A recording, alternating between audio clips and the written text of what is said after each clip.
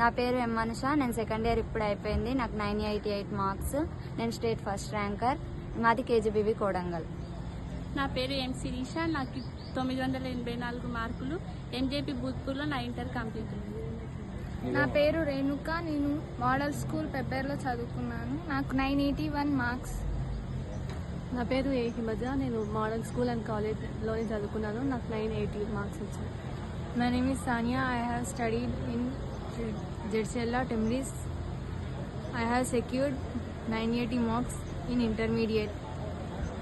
I am MJK. I am studying in Pepper Model School. I got 980 marks in intermediate second year.